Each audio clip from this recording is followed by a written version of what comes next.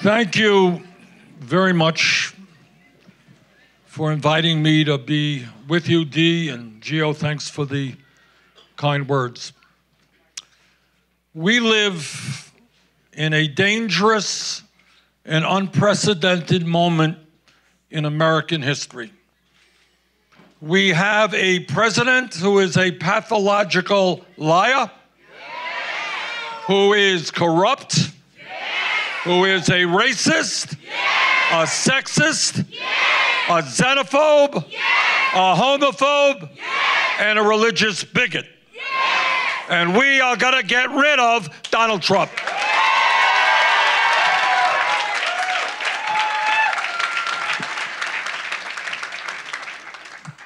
But getting rid of Trump is only half of what we have got to do. We recognize right now that we have an economy where half of our people are living paycheck to paycheck, where millions of workers are working 2 or 3 jobs to take care of their families. You believe, I believe, one job is enough. You're looking at somebody who has stood with the union movement this entire life, because I believe that if we want to create a strong middle class, the only way we do that is grow the trade union movement. And that is why I've introduced legislation, sweeping labor law legislation, which says that if 50% of workers in a bargaining unit plus one sign a card, they have a union. End of discussion.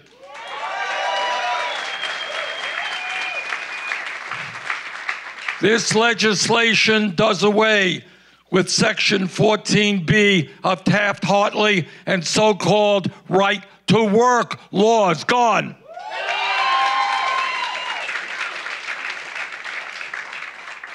I am sick and tired of Donald Trump demonizing undocumented people in this country, trying to divide us up. And that is why I have introduced sweeping immigration proposals, which move us to comprehensive immigration reform and a path toward citizenship.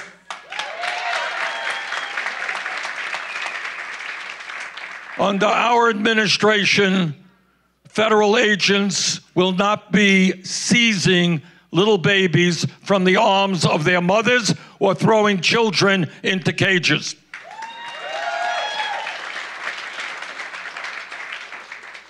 Under our administration, we're going to change national priorities. We're not going to be giving tax breaks to billionaires. We're going to be building millions of units of low-income and affordable housing. I will not accept as president 3 people in America owning more wealth than the bottom half of our country, while at the same time 500,000 Americans, including 30,000 veterans, are sleeping out on the streets. And I believe, and I've believed my entire life, that health care is a human right.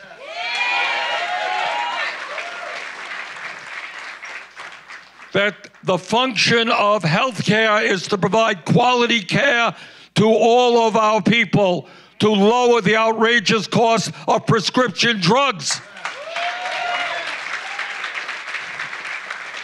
And not to see the insurance companies and the drug companies make $100 billion in profits last year. So we got a lot of work to do. We got to take on the greed of Wall Street, the insurance companies, the drug companies, the fossil fuel industry, because you know and I know that climate change is real and a threat to our planet.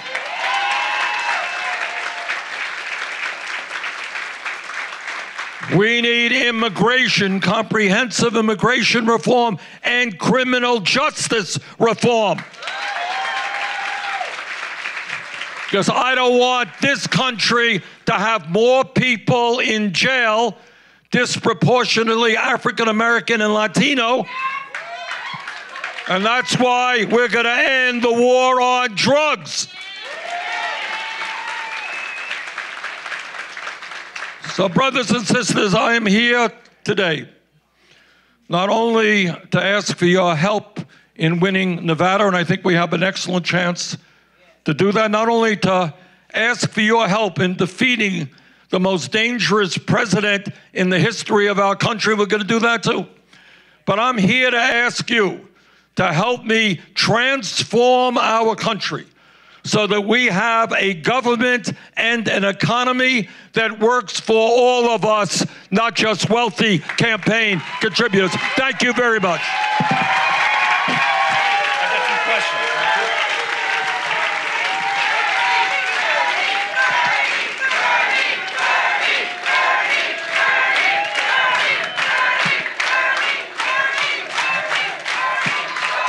All right.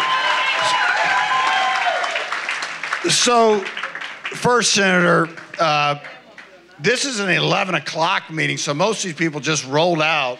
So you got 11 o'clock meeting excited as our evening meeting, so that says something about you, seriously. So, as you know, this is a Unite Here function, even though we're here in Las Vegas. So we have some questions both in Vegas and some questions outside, because we know in order to win in 2020, we got to win in the Midwest. We got to win in Florida. We got to win in different places. So the first question I'd like to have asked is Nia Winston. Nia Winston is a leader of ours in Detroit. Thank you. Thank you, President Taylor. Good morning, Senator. Good morning. As mentioned, my name is Nia Winston. I'm the president of Local 24 in Michigan, Ohio, where we represent workers in Cincinnati, Cleveland, Detroit, and surrounding areas, where I'm proud to say that we're bringing back more and more good union jobs to our region. Congratulations. As you may know, unfortunately, that area was hit hard by the loss of manufacturing jobs. Quite frankly, not only did it affect folks in the manufacturing industry, it also affected a lot of communities. It personally affected my immediate family, friends, and loved ones who are yet to recover from that. As I was reflecting on my question, in 2016, Donald Trump won Michigan by 10,000 votes. Some like to say they attribute that to the rustic areas, but the truth of the matter is that there were low voter turnout in the city of Detroit. And we can't let that happen again. So my question for you, Senator, is that what would you do to bring good jobs back to cities like Detroit, and how would you re-energize the voters?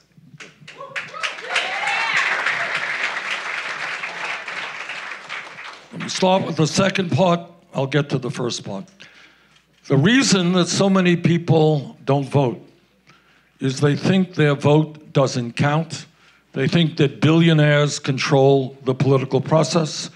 They think the politicians, Republicans, and many Democrats are not listening to their pain. And there's a lot of pain in this country. People are hurting. The way you beat Trump and the way we grow the voter turnout is to deal with the issues that working class people are feeling. You don't have to worry about tax breaks for billionaires. They're doing just fine. Let's focus on the needs of the working class in this country. So here is what we do. We're going to raise the minimum wage to at least $15 an hour. You got a lot of low-wage workers who will respond to that. We're going to have equal pay for equal work. Women should not be making 80 cents on the dollar. We are going to make it easier, as I said earlier, for workers to join unions, because millions of workers know the benefit of unions. They want to join unions.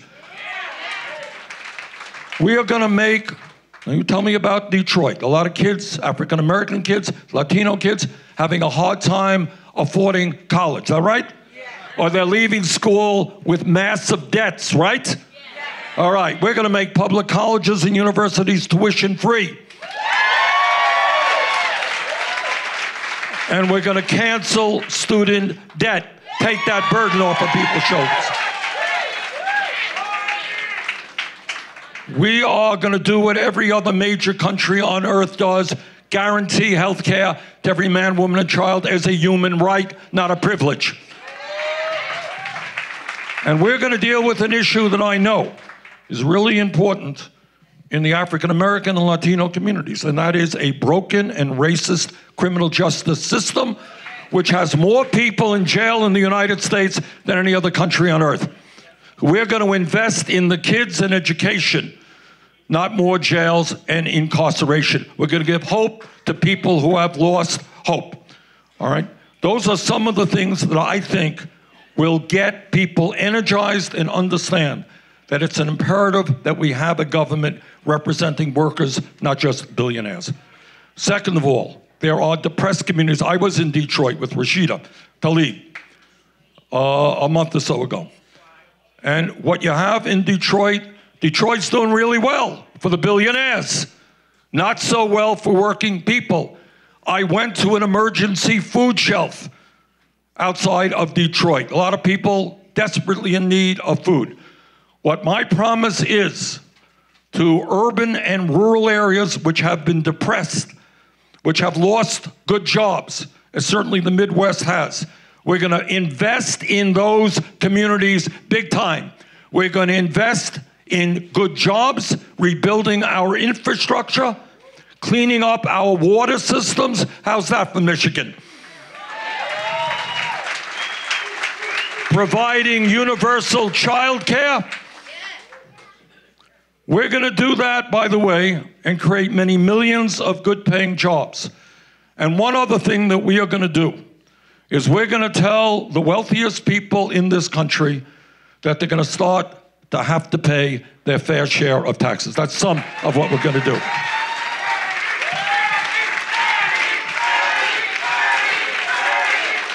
So we have a former frontier striker who was on the picket lines for 6 years, 4 months, and 10 days without one single person crossing the picket line. Elodea. Elodea, you want to ask a question?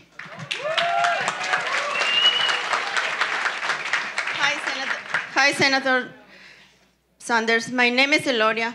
I am a frontier striker. In Las Vegas, we've been fighting for health care for decades. We have a strike for 9 months and a half at the Horseshoe. In 1991, we have the frontier strike for 6 years, 4 months, and 10 days. And no one of us crossed the picket line. You know, it's Mojave Desert. You know how hot is it? You know it's Mojave Desert. You know how hot it's. We had the line for 24 days, for 24 hours, 7 days a week. 550 of my coworkers and I maintained the line, and nobody crossed the picket line. It makes me emotional to talk about the strike to this day because it was one of the hardest things that I've been done. We went to strike to protect our health care that I need for my family. I just one of 550 workers who went to strike, but I know our great sacrifice helped build this union and our beautiful health care. We love our culinary health care. We want to keep it. I don't want to change it. Why I should change it? Well, you should.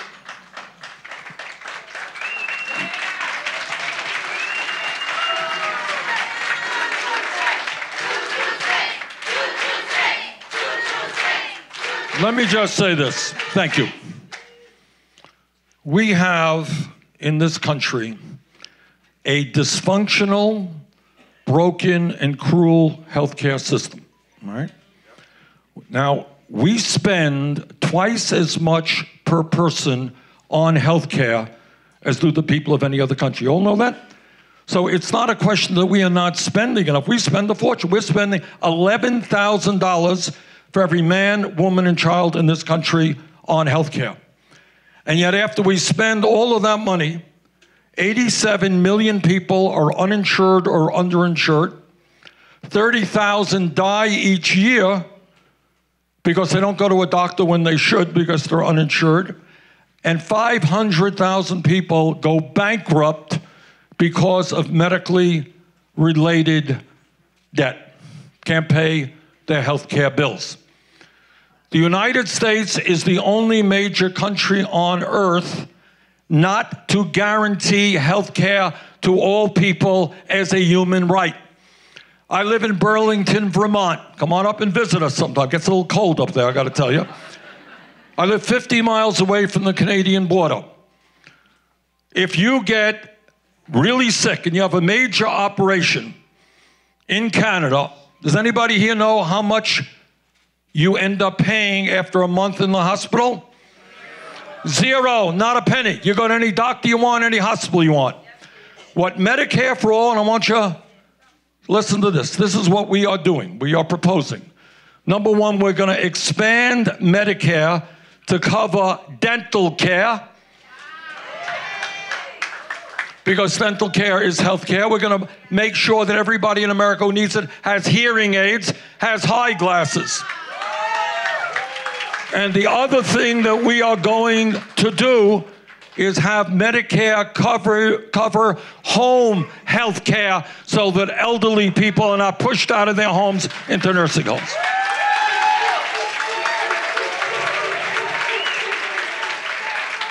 We are going to, in Medicare for All, because we're going to take on the greed of the pharmaceutical industry and lower drug prices significantly. Nobody will pay more than $200 a year for prescription drugs, no matter what your illness is.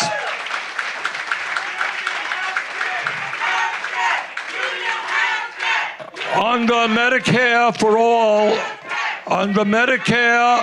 for all, people will be able to go to any doctor they want, go to any hospital that they want. Now, let me deal with the issue that's on your mind.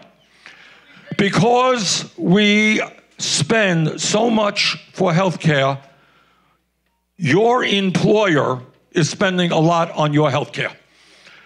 On the Medicare for All, because we end the profiteering of the insurance companies and the drug companies that made $100 billion last year, because we end the bureaucratic nightmare of thousands of separate health programs that have to be administered, we save many, many hundreds of billions of dollars.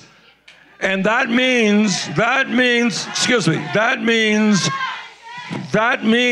your employer will not have to pay $15,000 a year for your health care. Your employer will pay $3,000. That's a $12,000 differential. You know who gets that $12,000? You get that $12,000. So in other words, what we are proposing is comprehensive health care. The most broad health care program ever brought forward in the United States of America. We save money for everybody because we end the profiteering and greed and collusion of the drug companies and the insurance companies. Employers save money. Under our legislation, workers get the difference. If your employer is now paying you, is spending $15,000 a year, which he is on your health insurance, on our plan, roughly speaking, he'll be spending $3,000. $12,000 differential, which goes to your wages and other benefits. I think that's a good deal. Okay. So, one, I believe in town hall meetings, but we're going to let candidates speak without any sort of heckling. And if you want to heckle, go outside and heckle. I don't mind, but we want to learn. The town hall meetings are to learn from each candidate. Right. Frankly, not to learn from the hecklers, but to learn from the candidates. Right. Second, I want to be very clear to everybody. This union stands very strongly that every single American, just like Senator Sanders has said, deserves to have good quality health care. It is a right. It should never be a privilege in this country. Let's be very clear about that. Now, we have a, you never get out of any Q&A in Las Vegas right now without a question from a stations worker. So I want to introduce Matthew, who's a bartender at the Fiesta Henderson. He's a real trooper. He's been on our committee for quite some time. Matthew.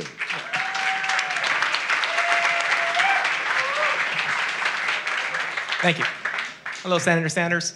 My name is Matthew. I'm a bartender at Fiesta Henderson, and it's a station's properties owned by the billionaires Frank and Lorenzo Fertitta. We made our voices heard. We voted to have unionized the station's properties, and you've been very supportive about it, and we thank you for it. We made our voices heard, and it's time for stations, casinos to listen to us and respect what we want. I have a family. I have a wife and 2 kids. I'm very blessed to have an 8-year-old daughter and a 4-year-old son. My daughter got really sick, and we had to take her to the hospital, and we had to pay $1,500 in deductibles. We had the Culinary health insurance. I wouldn't have to worry about the need for the or I wouldn't have a need for the high premiums or the deductibles. We need to have a contract, and we need to have it now. It's time for stations, casinos to sit down and have it negotiate with us. There's a tax break from Congress that they're trying to pass that's going to give station casinos $500 million in tax breaks. And I don't think it's right that station casinos gets this huge tax break when they won't sit down and start a union contract with us. So my question is to you, what will you do to stop station casinos from getting this huge tax break? Everything I can. All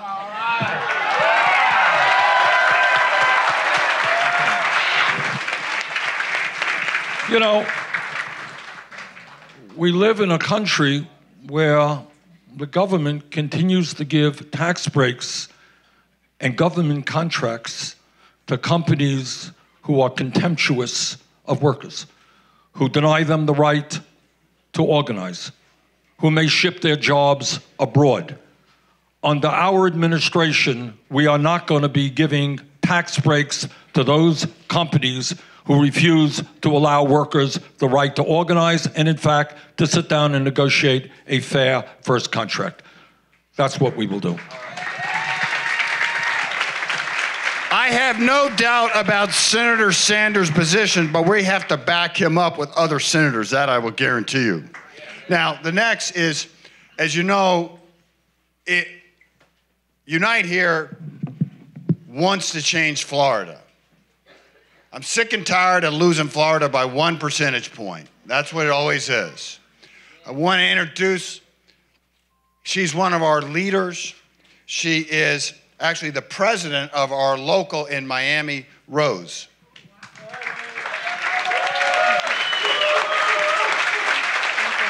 Good morning, Senator Sanders. My name is Rose Denise. I live in South Florida for 14 years.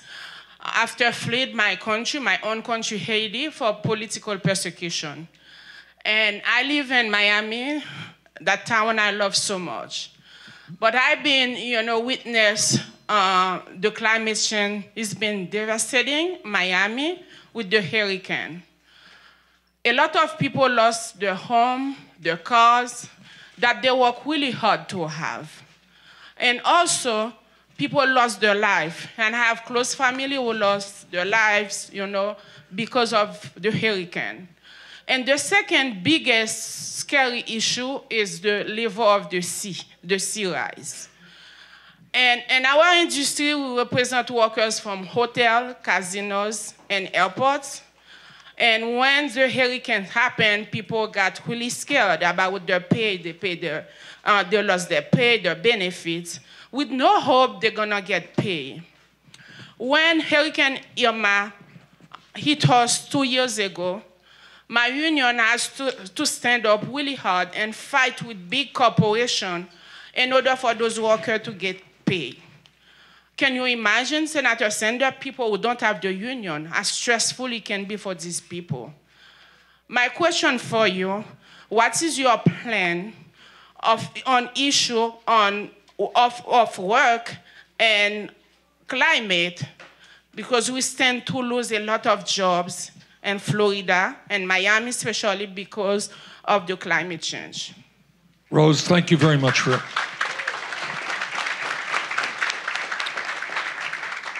Okay, I'm going to get everybody very nervous now, all right? You ready to get nervous, Rose? All right. We have a president today who is not only doing a terrible disservice to the people of our country, but to the entire world and our kids and future generations by denying the reality of climate change. So let me tell you what the scientists, the people who have studied this issue most thoroughly, believe. What they believe is not just that obviously climate change is real. You talk about Florida. We saw what happened in the Bahamas. We saw what happened in New Orleans. We saw what happened in Charleston. We saw what happened in Houston. Right now, in Australia, that country is on fire. California, you all know the terrible drought and the fires that took place. I went to Paradise, California. Does that town ring a bell? Yep. Town was almost wiped out by a fire several years ago. So here is what the scientists are telling us. And that is, if we do not get our act together in the United States and all over the world, the sea will continue to rise. Miami is one of the cities that will be significantly underwater by the end of the century. That means repeated floods, more frequently and worse. New York City, Charleston, South Carolina, coastal communities all over the world. It means we're going to see more drought. Farmers are not going to be able to grow the food that we need. Food prices are going to go up. When the earth warms, we're going to see more disease because the bacteria in malaria and in other serious diseases will be around longer. We're going to see more severe weather disturbances. That's what we have to look forward to unless we do the right thing. And I am very proud to tell you that I have listened to the scientists. I've read a little bit about this. We have introduced the most comprehensive and sweeping climate change legislation ever introduced by any candidate running for federal office. And that is based on the so-called, what we call the Green New Deal. And I'm working with people in Congress like Alexandria Ocasio-Cortez on this issue. And what we can do is create many millions of good-paying jobs as we transform our energy system away from fossil fuel to energy efficiency and sustainable energy. What we are dealing with here, and Rose, I thank you so much for asking us, it is easy for us to turn our backs on this issue. Oh, climate change is not real. If you do that, you are doing a terrible disservice to your kids and your grandchildren. Climate change is real. And as president, I will not only help transform the energy system in this country, but lead the world. We got to get Russia, China, India, Pakistan, all the countries of the world on board.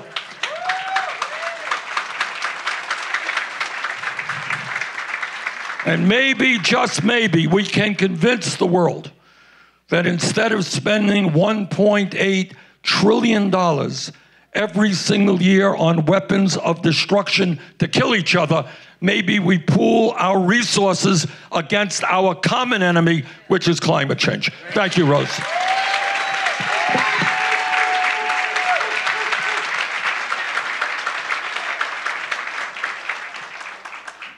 I know climate change is real because Bill Nye, the science guy, confirmed it, so I'm good. Anybody who doesn't think it's real has not lived it around at all. Thank you, Rose. One of the things I said when we started this was what airline catering represents. Not the best of America, the worst of America. The best of America are those workers who are fighting it. I'd like to introduce Samuel from Dallas, who works at the Sky Chef unit at American Airlines.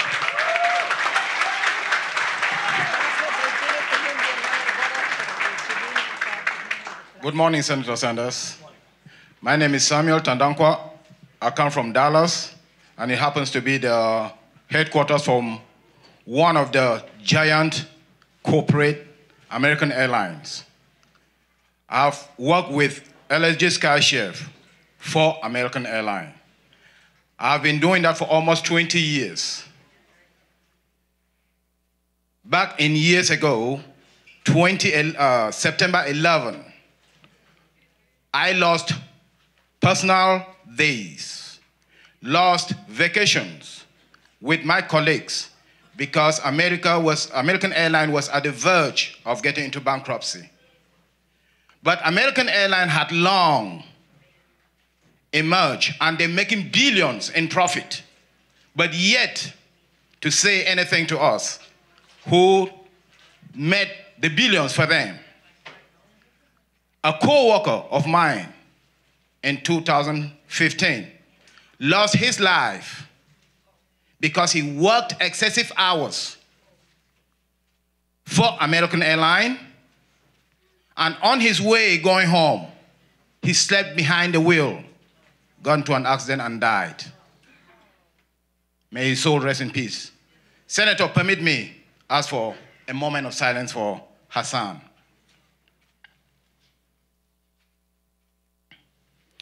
Thank you, everyone. To continue, Senator, I understand your position when it comes to raising the minimum wage. We want to work enough hours and get paid enough to live a life and not to die as Hassan. So my question to you is direct. If you raise the minimum wage, what would you do beyond that to make sure that these giant corporates making billions of dollars in profit do not get to come down on us in years to come? Thank you. Thank you, Simon.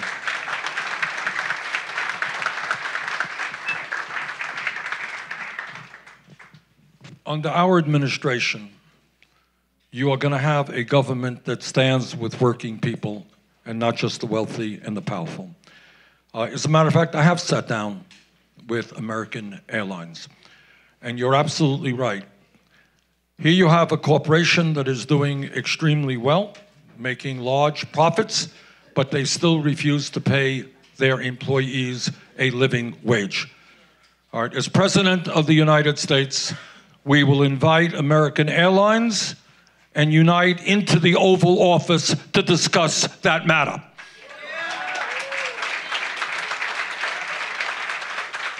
And our demand to American or to any other large corporation in this country, that if they want government contracts, which many of them do, if they want other government benefits, they are going to have to understand that the people who make them wealthy are not their stockholders, but their workers. They will treat their workers with respect and dignity.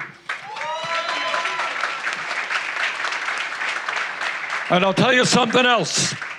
We have this is fairly radical, done in a couple of other countries, but this is what I believe we should do here.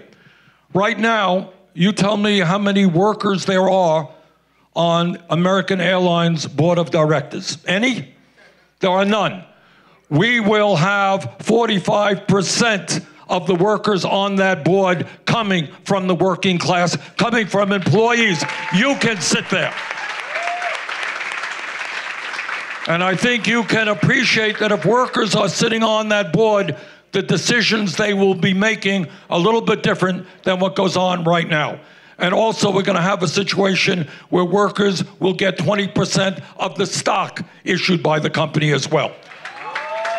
So, bottom line is, all of us, not just in this room, but all over this country, are sick and tired of seeing large corporations make huge profits, their stockholders getting rich, while their workers continue to get exploited. We will do everything we can to change that dynamic. Thank you, Senator. We have a last question from Maria from the Golden Nugget here in Las Vegas. Hello, Senators. Good morning. My name is Maria Balicanta, and I'm a casino operator at the Golden Nugget in Las Vegas, downtown Las Vegas. So, I'm very nervous. Okay, so short-term rental companies like Airbnb have been operating illegally all over the country, including over 7,000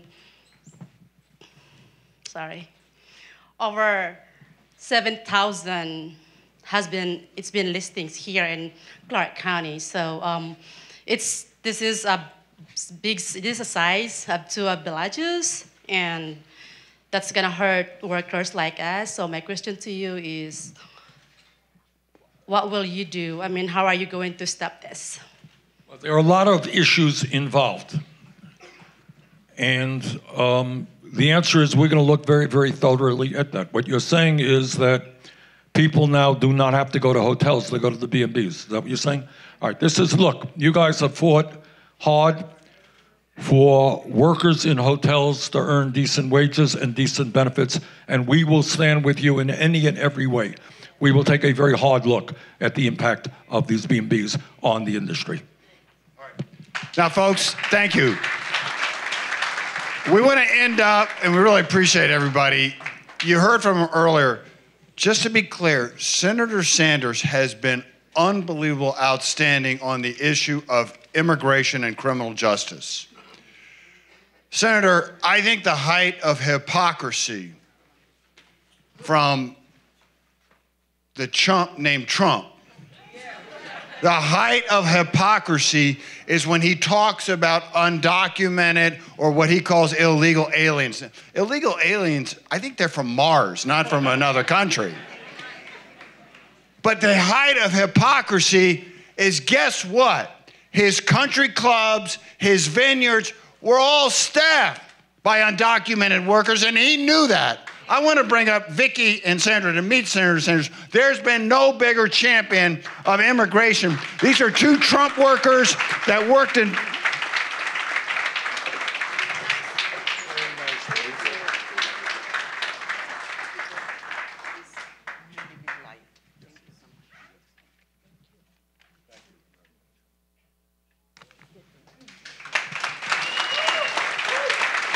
So, brothers and sisters, we're going to have another town hall. We had one last night. I want to thank Senator Sanders. He has been a champion over and over and over. I can't say it enough. Senator, we love you. You are a champion when it's raining out, and it's an honor that you've been with us today. Thank you so much. All right, are we glad to see Senator Sanders? Yeah. Go ahead. Hang on, folks. Let me just congratulate all of you. Here, sit down. Don't stand up. You get me nervous. All right?